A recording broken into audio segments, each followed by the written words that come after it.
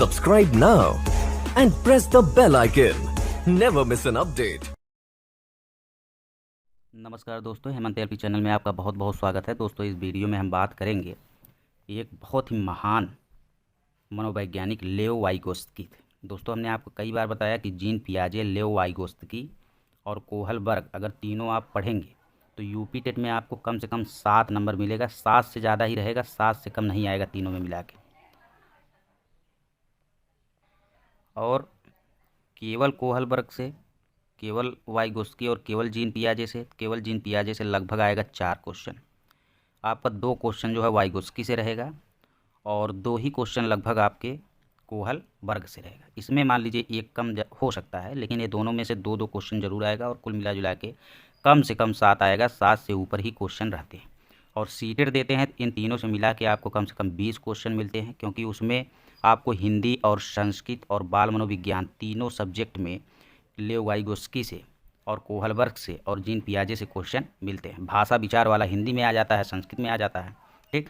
तो इसलिए आप जो है इन तीनों को बहुत ही अच्छे से गहन अध्ययन करेंगे। देखिए, लेओ वाइगोत्स्की, तो लेओ वाइगोत्स्की जो थे यह एक मनोवैज्ञानिक हैं जिन्होंने सोशल डेवलपमेंट थ्योरी यानी सामाजिक विकास का सिद्धांत दिया है।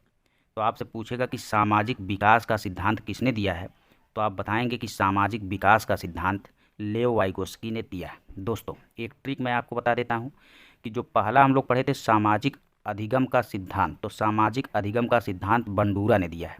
और एक हमने बताया था आपको मनोसामाजिक विकास का सिद्धांत, तो वह एरिक एरिक्सन ने दिया है। इन 2 सिद्धांतों के अलावा कहीं पर भी आपको सामाजिक लिखा मिल गया तो आपका उत्तर होगा लेओ वाइगोत्स्की, ठीक है। तो देखिए, लेओ वाइगोत्स्की का ट्रिक या पासवर्ड हमने आपको बताया सामाजिक अंतःक्रिया, बस यही एक चीज़, सोशल इंटरेक्शन। इसी को हम पारस्परिक अंतःक्रिया मतलब एक दूसरे के संपर्क में आके वार्तालाप या बातचीत के माध्यम से सामाजिक विकास होना, या इसी को हम सामाजिक अन्योन्य क्रिया कहते हैं।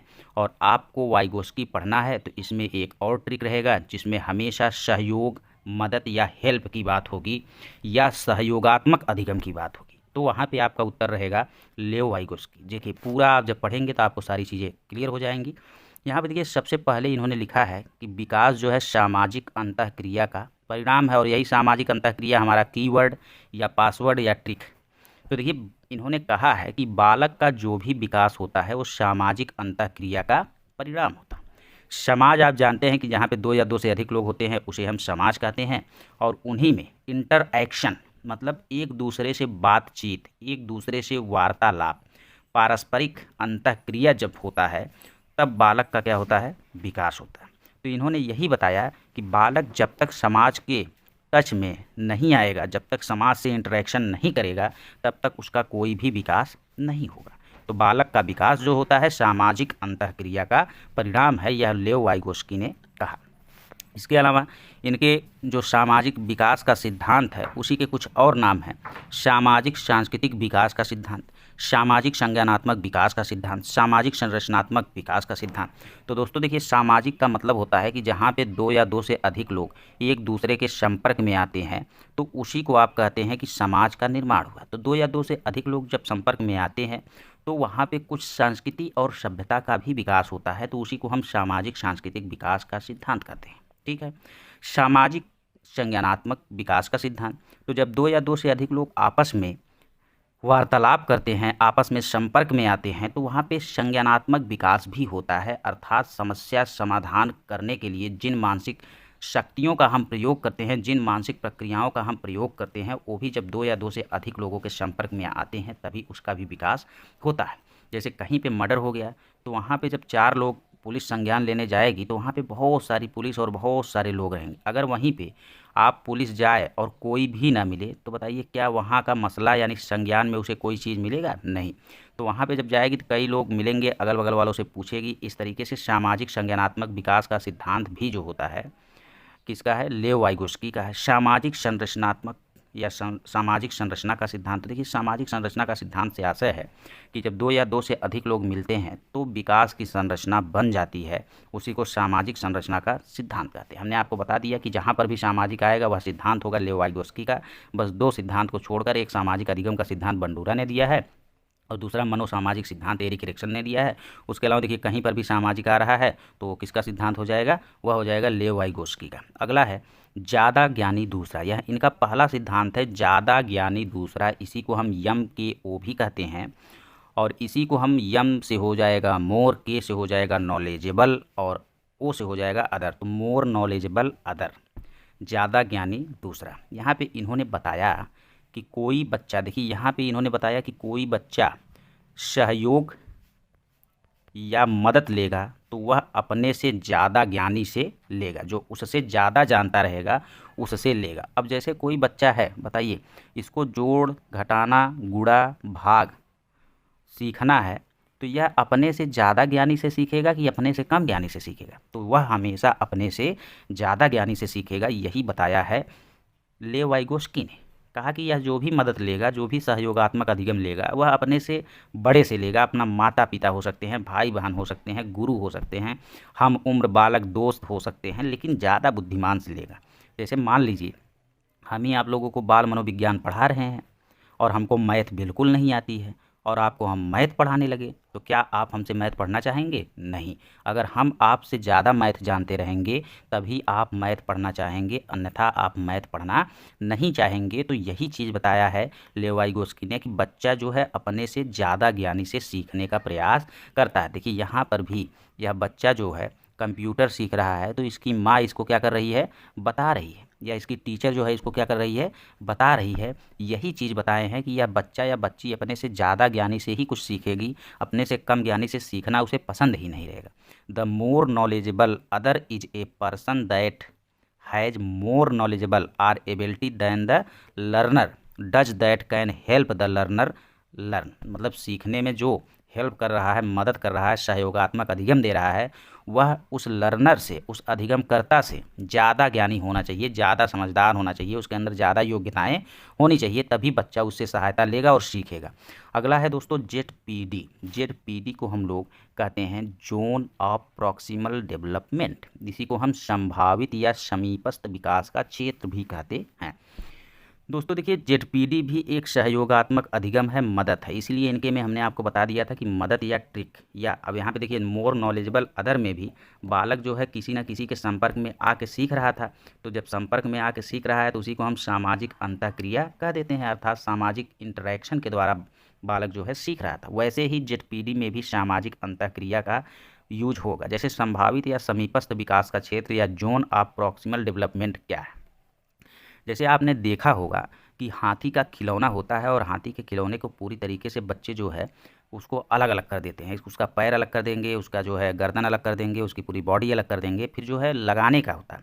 तो उसी में एक तरफ छेद दिया रहता है और एक तरफ जो है थोड़ा सा निकाला रहता है, उसी में बच्चे ऐसे कर देते हैं, फिर पूरी हाथी क्या हो जाती है, तैयार हो जाती है। तो पूरी हाथी बच्चा जो है हाथी के खिलौने को पूरा खोल कर उसको जोड़ना शुरू किया, तो जो चौथा पैर था उसने क्या कर दिया, उल्टा जोड़ दिया। जैसे पहला पैर सीधा जोड़ा, दूसरा पैर सीधा जोड़ा, तीसरा पैर भी सीधा जोड़ा, लेकिन चौथा पैर उसने क्या कर दिया, उल्टा जोड़ दिया। तो जब चौथा पैर उल्टा जोड़ दिया तो यहाँ पे वाइगोस्की देख रहे थे, और इसी बीच में, इस जोन में, ये जो जोन है, इसी जोन में अर्थात इसी के बीच में बच्चे को उन्होंने बताया, यानी सहयोगात्मक अधिगम दिया कि बेटा तुम जो है चौथा पैर सही नहीं जोड़ पा रहे हो। तो यह कब शिक्षा दिया गया, जब बच्चा नया कार्य सीखने के एकदम कगार पे है, तब जो है वयस्क द्वारा दिया गया सहयोग ही क्या कहलाता है, जेडपीडी कहलाता है। अर्थात इस जोन में यहाँ पे उसको दिया गया शिक्षा है, और यह जोन इसीलिए जोन ऑफ प्रॉक्सिमल डेवलपमेंट कहलाता है,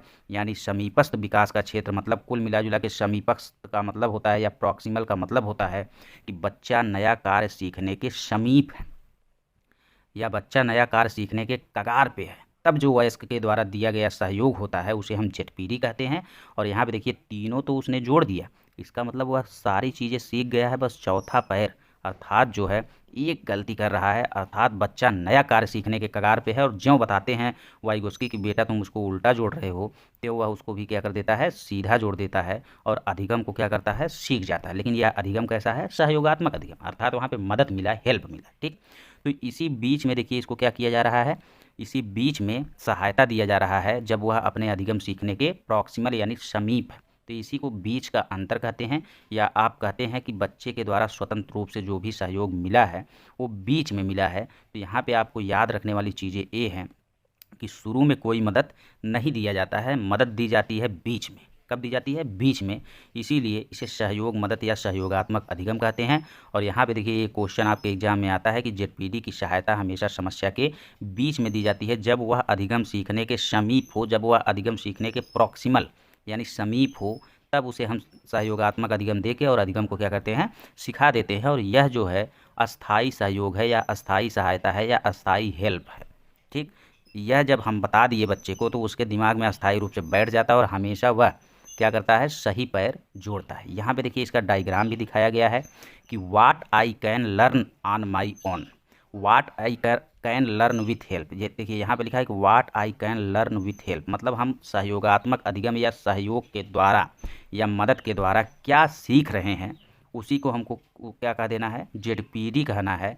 और इस अब यही देखिए यहीं पे ये भी होगा ज़्यादा ज्ञानी दूसरा, तो मतलब जो हेल्प से हम किसी के सीखेंगे तो वो होगा कैसा? हमसे ज़्यादा जानकार होगा।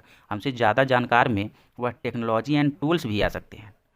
और बियॉन्ड माई रीच, मतलब तब हम अपने रीच पे पहुंच जाएंगे। तो टेक्नोलॉजी एंड टूल्स का मतलब है कि आप यूट्यूब से भी सीख सकते हैं, कंप्यूटर का भी मदद ले सकते हैं, पीडीएफ का भी मदद ले सकते हैं, अनअकैडमी का भी आप क्या कर सकते हैं? मदद ले सकते हैं, टीचमेंट का भी आप मदद ले सकते हैं। कोई भी टेक्नोलॉजी एंड टूल, कोई प्रयोगशाला का मदद ले सकते हैं, लेकिन वो आपसे ज़्यादा जानने वाला ही सिखाएगा। ठीक है, ऐसे ही एक उदाहरण देखिए यहाँ पे है जेडपीडी का। जैसे हमने आपको बताया कि बच्चा जो है यहाँ पे आम, मान लीजिए पेड़ आम का है और बच्चा आम तोड़ने का क्या कर रहा है? प्रयास कर रहा है। तो बच्चा आम तोड़ने का प्रयास कर रहा है। पहले यह कुर्सी यहाँ पे नहीं थी, मेज़ यहाँ पे नहीं था, पहले वह नीचे से उछल उछल कर पाने का प्रयास कर रहा है। पहले वह शुरू में उसको कोई अधिगम नहीं दिया जा रहा है, शुरू में वह पाने का प्रयास कर रहा है। जब नहीं पा पाया तो टीचर्स का रोल, यानी यहाँ पे टीचर्स जो है मोर नॉलेजेबल अदर है। यही मोर नॉलेजेबल अदर जो है क्या कर रहा है? सहयोगात्मक अधिगम देगा, हेल्प देगा, मदद करेगा, सहयोग करेगा। तो वो कहेगा कि बेटा इस कुर्सी को, इस चेयर को जो है तुम इस पेड़ के नीचे, डाल के नीचे लाओ और उसी कुर्सी पे चढ़ के क्या करोगे? आम को तुम प्राप्त कर लोगे। तो यही जोन जो है, जो लास्ट में मदद दिया जा रहा है। पहले देखिए बच्चा उछल उछल के बहुत प्रयास किया, लेकिन जो अब बच्चा मान लीजिए 4 प्रयास किया, 1 2 3 4, तब नहीं मदद दी गई। और 5वें प्रयास के पहले इसी जोन ऑफ प्रॉक्सिमल डेवलपमेंट में, अर्थात इसी जोन में, अर्थात इसी बीच में जो है बच्चे को कहा गया कि बेटा कुर्सी लाओ और कुर्सी पे चढ़ो और फल को क्या करो? तोड़ लो। और यह रोल किसने किया? टीचर्स ने किया, यानी मोर नॉलेजेबल अदर, यानी ज़्यादा ज्ञानी दूसरे ने किया। ठीक है, तो इसी जोन को हम क्या कहेंगे? Zone of proximal development. यह एक अस्थाई सहयोग है और इसे बीच में दिया जाता है, समस्या के बीच में दिया जाता है, और इसे ही आप सहयोगात्मक अधिगम भी कहते हैं। अगला है स्कैप फोल्डिंग। तो दोस्तों देखिए स्कैप फोल्डिंग जो होता है इसमें आधा सा है, तो यह अस्थाई सहयोग है। क्या है? अस्थाई सहयोग। स्कैप फोल्डिंग को ही हम ढांचा निर्माण भी कहते हैं और इसी को हम लोग अस्थाई सहयोग कहते हैं। तो यहाँ पे देखिए इसकी परिभाषा लिखी गई है, वयस्क के द्वारा दिया गया अस्थाई सहयोग ही स्कैप फोल्डिंग कहलाता है या ढांचा निर्माण कहलाता है। बच्चे के ढांचा का निर्माण हम करते हैं स्कैप फोल्डिंग के द्वारा। जैसे इस मदद को हम शुरू में देते हैं। कब देते हैं? शुरू में देते हैं। इस मदद को हम शुरू में देते हैं। जैसे मान लीजिए बच्चा साइकिल चलाना सीखना है उसे, तो बच्चे को अगर साइकिल चलाना सीखना है तो साइकिल चलाता है तो पीछे से हम उसको क्या किए रहते हैं? पकड़े रहते हैं। अर्थात शुरू में ही यह सहायता हम क्या करते हैं? प्रदान करते हैं और पकड़े रहते हैं। जब बच्चा चलना शुरू कर देता है, चलना शुरू कर देता है, चलना शुरू कर देता है, चलना शुरू कर देता है, तो बाद में हम इसको यहाँ पीछे से क्या करते हैं? छोड़ देते हैं और बच्चा चलता चला जाता है। अर्थात इसको दिया गया अस्थाई सहयोग ही क्या कहलाता है? स्कैप फोल्डिंग कहलाता है। जैसे कोई बच्चा चलना ही सीखता है तो हम उसे सहायता देते हैं। पहले हम उंगलियों से पकड़ के उसे चलना सिखाते हैं, फिर जो है धीरे धीरे छोड़ देते हैं, गिरता पड़ता जो है वह फिर चलना सीख जाता है। तो जैसे बच्चा चम्मच से खाता है, पहले चम्मच से खिलाना पड़ता है, फिर धीरे धीरे वह खुद चम्मच से खाने सीख जाता है। वैसे पहले आपको का इस तरीके से दिया जाता है डॉट डॉट, फिर आप इसी पे बच्चा का बनाना शुरू करता है, फिर जो है मदद हम देना बंद कर देते हैं, यानी ये डाट वाला देना बंद कर देते हैं, तो वह स्वतः ही का क्या करता है? बना लेता है। अर्थात वयस्क के द्वारा दिया गया अस्थाई सहयोग ही क्या है? स्कैप फोल्डिंग है। अगला है भाषा एवं विचार। तो इन्होंने बताया भाषा पहले आती है और विचार कब आता है? बाद में आता है। लेकिन यह चीज़ इन्होंने बहुत छोटे बच्चों को, शुरू के 2 वर्षों तक के बच्चों के बारे में बताया कि शुरू के 2 वर्ष तक बच्चों में भाषा व विचार अलग अलग होता है। शुरू के 2 वर्षों में भाषा व विचार अलग अलग होता है, फिर भी भाषा जो होता है वो विचार पर क्या होता है, हावी होता है। बच्चा छोटा है, बच्चे को बुखार है, विचार तो है लेकिन वह व्यक्त नहीं कर पाएगा, तो इसीलिए इन्होंने माना है कि पहले वह रोना और चिल्लाना शुरू करेगा, अर्थात भाषा उस पर क्या रहेगी, हावी रहेगी, इसीलिए भाषा पहले आती है और विचार बाद में आता है। ठीक, उसके बाद देखिए भाषा तो थोड़ा बहुत पता भी चल जा रहा है, लेकिन विचार एकदम क्या है, शून्य है। विचार प्रकट ही नहीं कर पा रहा है, बालक कह ही नहीं पा रहा है कि हमको बुखार है, बस वह क्या कर रहा है, रो रहा है, चिल्ला रहा है। तो आदमी भाषा का प्रकट कर रहा है तो भाषा हावी है, बाद में बच्चे को पता लगाते हैं कि भाई क्या है, बुखार है। 2 वर्ष बाद सभी विचार को व्यक्त करने लगेगा भाषा से। ठीक है, 2 वर्ष बाद सभी विचार को वह क्या करेगा, भाषा के द्वारा ही व्यक्त करने लगेगा। भाषा वह सड़क है, भाषा जो है वह सड़क है जिसपे से विचार रूपी वाहन गुजरेगा। जैसे भाषा वह सड़क है जिसपे से विचार रूपी वाहन क्या होगा, गुजरेगा। भाषा अगर बोलना है तो विचार जो है भाषा के द्वारा ही तो बोला जाएगा। तो भाषा वह सड़क है जिस पर से विचार रूपी वाहन क्या होगा, गुजरेगा। भाषा रूपी सड़क अगर ना हो, अगर यही भाषा रूपी सड़क ना हो तो विचार आके क्या करेगा, विचार रूपी वाहन कहाँ से जाएगा।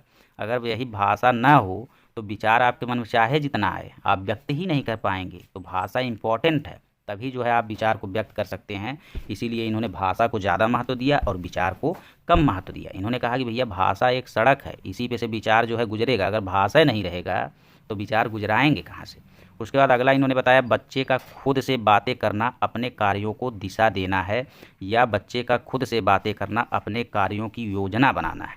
जैसे बच्चा चिंतन करके अपने कार्यों को दिशा देता है, बस अंतर यही है कि बच्चा बोलकर चिंतन करता है और वयस्क चुपचाप चिंतन करता है। तो यही जो बच्चा बोलकर चिंतन करता है उसी को वाइगोस्की ने व्यक्तिगत वाक या प्राइवेट स्पीच कहा। ठीक है, कहा कि भैया ये सब अपने कार्यों को दिशा दे रहे हैं। ये कह रहा है कि मैं कल स्कूल जाऊंगा तो अपना पेंसिल मोहित को नहीं दूंगा, नहीं तो मोहित मेरा पेंसिल चुरा लेता है।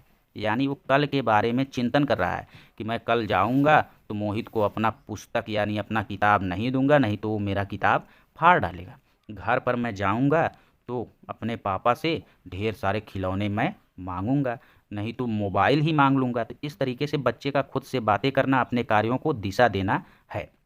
अगला है, इसी को देखिए जो वाइगोस्की ऐसे बच्चों के व्यवहार को व्यक्तिगत वाक कहा और इसी को जीन पियाजे ने अहम केंद्रित भाषा कहा था। इसको आपको हमेशा याद रखना है। अगला है, बच्चे अपने समवयस्कों के साथ अंतःक्रिया करके सीखते हैं। हमने आपको कभी बता दिया कि बच्चे सामाजिक अंतःक्रिया करके ही क्या करते हैं, सीखते हैं। विकास सामाजिक अंतःक्रिया का क्या है, परिणाम है। यानी बालक जो है जब 2 या 2 से अधिक लोगों से संपर्क में आता है, बातचीत करता है, इंटरेक्शन करता है, तब बालक का होता है विकास। तो वही चीज़ लिखा है कि बच्चे अपने समवयस्कों के साथ अंतःक्रिया करके सीखते हैं। वह समवयस्क उसके क्लास का हम उम्र सहपाठी भी हो सकता है और वह समवयस्क जो है साथ में रहने वाले माता पिता दादा दादी भी हो सकते हैं। देखिए यहाँ पे बच्चा इंटरेक्शन करके क्या कर रहा है, सीख रहा है। दोनों आपस में मिलजुल के क्या कर रहे हैं, चीज़ों को सीख रहे हैं। वैसे ही यहाँ पर भी देखिए टीचर से इंटरेक्शन करके, बातचीत करके, वार्तालाप करके बच्चा क्या कर रहा है, सीख रहा है। आप क्लास में भी देखते होंगे तो बच्चा बार बार जो है आपके पास आना चाहता है या बार बार आपसे पूछना चाहता है, तो आपसे इंटरेक्शन ही तो करता है।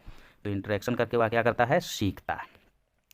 खेल का महत्व जो है सामाजिक विकास में सबसे ज़्यादा है। सामाजिक विकास में खेल का बहुत महत्व है। अर्थात आपसे क्वेश्चन पूछा जाता है कि सामाजिक विकास सबसे ज़्यादा कहाँ पे होता है, तो खेल के मैदान पे होता है। जबकि संज्ञानात्मक विकास जब पूछा जाता है तो विद्यालय एवं कक्षा में आप बताते हैं।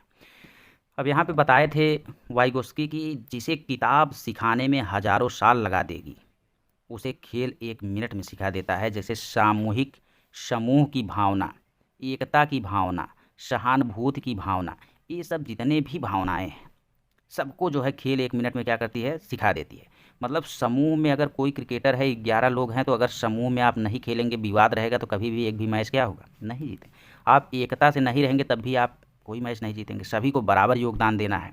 इसके अलावा सहानुभूति जो है, सहानुभूति के बारे में भी, अनुभूति के बारे में भी जो है खेल बहुत ही ज़्यादा बताता है। अर्थात सामाजिक विकास सबसे ज़्यादा खेल पे ही होता है। उसके बाद देखिए दोस्तों, इनका जो पुस्तक है, यहाँ पे देखिए दोस्तों, जो लैंग्वेज एंड थॉट पुस्तक के लेखक हैं वो जीन पियाजे हैं। लैंग्वेज एंड थॉट पुस्तक के लेखक जो हैं जीन पियाजे हैं और इनके पूरे पुस्तक का नाम जो है the language and thought of the child है। यहाँ पे द लगा देंगे the language and thought of the child. यह पुस्तक जो है जीन पियाजे ने लिखा है, वाइगोस्की ने नहीं लिखा है, जीन पियाजे ने लिखा है the language and thought of the child. और दोस्तों देखिए थॉट एंड लैंग्वेज, केवल थॉट एंड लैंग्वेज पुस्तक के लेखक जो हैं वो वाइगोस्की है। कौन है? वाइगोस्की है। लेव वाइगोस्की जो है थॉट एंड लैंग्वेज, अगर यहाँ पे उल्टा कर देंगे, पहले यहाँ पे आप थॉट लिख देंगे, थॉट एंड लैंग्वेज पुस्तक के लेखक जो है कौन है?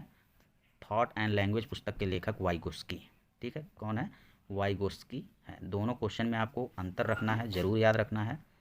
ठीक है, और लैंग्वेज एंड थॉट केवल कह दिया, जो हमने जीन पियाजे में आपको बता दिया था, केवल लैंग्वेज एंड थॉट कह देगा, उस पुस्तक के लेखक नोम चॉम्स्की है।